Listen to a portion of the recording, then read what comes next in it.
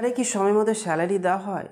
এখানে যে হঠাৎ হঠাৎ করে নতুন নতুন আপডেট চলে আসে, তো কোনখান থেকে তুমি সমস্ত নিউজগুলো ঠিকঠাক সঠিক পাবে? এখানে কখন ট্রেনিং হয়? ট্রেনিং কি খুব সমস্যার? হিন্দি না জানলে কি ট্রেনিংয়ে সমস্যার সম্মুখীন হতে হবে? আরও নানান বিষয় নিয়ে আমি নিটন শেখ, বিপিএসসি টিচার, তোমাদের জন্য একটা নতুন ভিডিও নিয়ে চলে এসেছি। বিহারে টিচার হিসাবে যারা নতুন জয়েন করেছো তারা এখানে জানবে যে হঠাৎ হঠাৎ করে নতুন নতুন নিউজ চলে আসে, কালকে এই নিয়ম, কালকে ওই নিয়ম। তো তোমরা কোনখান থেকে এই সমস্ত নিউজ পাবে? এটা কিন্তু অনেক সমস্যার একটা কি প্রবলেম কি, তোমাকে সমস্ত ইনফরমেশন কিন্তু তোমাকে আপডেট থাকতে হবে, কারণ এখানকার নিয়ম কিন্তু চেঞ্জ হতে থাকে। হঠাৎ করে জানবে যে কালকে ছুটি ক্যান্সেল, এরকম দু একবার হয়েছে, বা অনেক সময় হয় না। আবার অন্য গ্রুপ থেকে চলে আসবে না ছুটি ক্যান্সেল হয়নি, সেটা ঠিকঠাক আছে। তাই তোমরা সব সময় কি করবে, সব সময় অফিসিয়াল নোটিশ সেগুলো ফলো করার চেষ্টা করবে। সবথেকে বিগেস্ট প্রবলেম হচ্ছে কি, যে কোনো পার্টিকুলার অফিসিয়াল ওয়েবসাইট নেই যে তুমি সেখান থেকে ডাউনলোড করে দেখতে পাবে যে অ্যাকচুয়ালি কোন নিউজটা ট্রু আর কোনটা ফলস। সেগুলো কিন্তু যে সমস্ত ডিপার্টমেন্ট আছে, ডিপার্টমেন্ট থেকে ডিও, ডিপিও থেকে বিআরসিতে যারা বিও আছেন তাদেরকে, বিও থেকে হেডমাস্টার, এইভাবে কিন্তু ছড়িয়ে যায় সে সমস্ত নোটিশগুলো, যে কালকে কি করতে হবে, নতুন সিলেবাস কিভাবে শেষ করতে হবে, আরও নানান বিষয় কিন্তু তোমরা সেগুলোতে পেয়ে যাবে। তাই তোমরা অবশ্যই বিভিন্ন হোয়াটসঅ্যাপ গ্রুপে থাকবে, আমার টেলিগ্রাম গ্রুপ জয়েন করতে পারো। আমি কিন্তু আপডেটেড নিউজ, কিন্তু অফিসিয়াল নিউজ, সেগুলো তোমাদের দিয়ে দেব। তাহলে বিহারের একটা অন্যতম প্রবলেম হচ্ছে এখানে কি, হঠাৎ হঠাৎ করে কিন্তু নতুন নতুন আপডেটেড নিউজ কিন্তু আসে, যেগুলোর কিন্তু তুমি ঠিকমতো কোনো পার্টিকুলার ওয়েবসাইটে গিয়ে কিন্তু দেখতে পাবে না।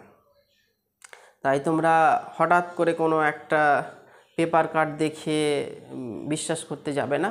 তোমরা সবসময় কি করবে, যে অফিসিয়াল যে সমস্ত লেটার আছে, অফিসিয়াল নোটিশ আছে, সেগুলোকে কিন্তু তোমরা ফলো করবে। তাহলে কী বুঝতে পারলে? Believe and read only the official news. এখানে কি সময় মতো স্যালারি দেওয়া হয়? হ্যাঁ, স্যালারি প্রত্যেক মাসে দিয়ে দেয়, কিন্তু মাঝে মধ্যে 10 তারিখ, 15 তারিখ, এমনকি একবার 26 তারিখ পর্যন্ত কিন্তু হয়ে গেছিলো। মনে রাখবে 10-15 তারিখের মধ্যে তোমরা কিন্তু স্যালারি পেয়ে যাবে, সেটা নিয়ে কোনো রকম প্রবলেম না। এই না যে 3-4 মাস তোমরা স্যালারি পেলে না, সেটা কিন্তু কখনোই হবে না। কিন্তু একেবারে 1 তারিখই তোমার স্যালারি ঢুকে যাবে, সেটা কিন্তু আশা কখনো রাখবে না, তুমি আশাহত হবে। নেক্সট হচ্ছে কি, ট্রেনিং কি সত্যি খুব প্রবলেমের? ট্রেনিং কখনোই প্রবলেমের না। তোমাদের এখানে 6 দিবসীয় বা 5 দিবসীয় আবাসীয় ট্রেনিং হয় প্রত্যেক বছর। যারা নতুন তাদের এখনও ট্রেনিং হয়নি সম্ভবত, তাদের ইন্ডেক্সিক ট্রেনিং, সেটা হয়তো 12 দিনের ট্রেনিং হবে। সেই ট্রেনিংয়ে তোমার সেখানে থাকতে হবে 12 দিন, কিন্তু কোনো প্রবলেম নাই। সেখানে থাকা, খাওয়া সমস্ত কিছু কিন্তু ফ্রি। মেয়েদের জন্য আলাদা হোস্টেল, ছেলেদের জন্য আলাদা হোস্টেল থাকবে।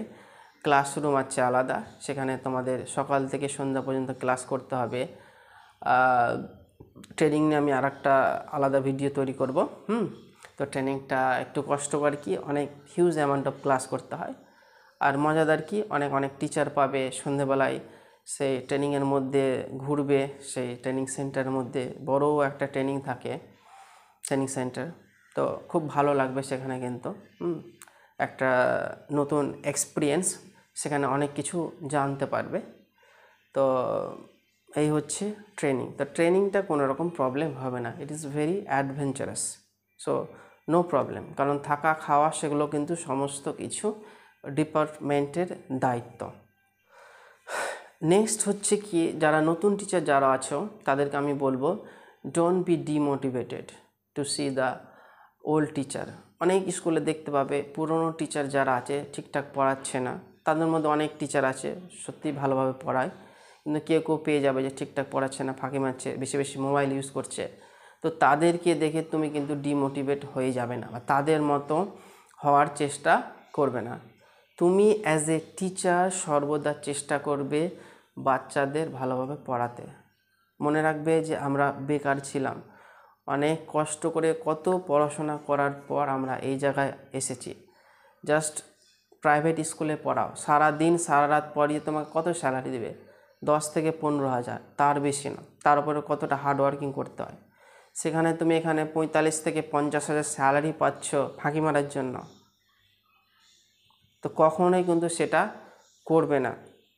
এমনভাবে নিজেকে রিপ্রেজেন্ট করবে, এমনভাবে স্কুলে পড়াবে যে নতুন টিচার যারা তোমরা আছো তাদেরকে দেখে পুরনো টিচার্সরা ইন্সপায়ার হয়ে তারা কিন্তু আরও ভালোভাবে পড়ায়।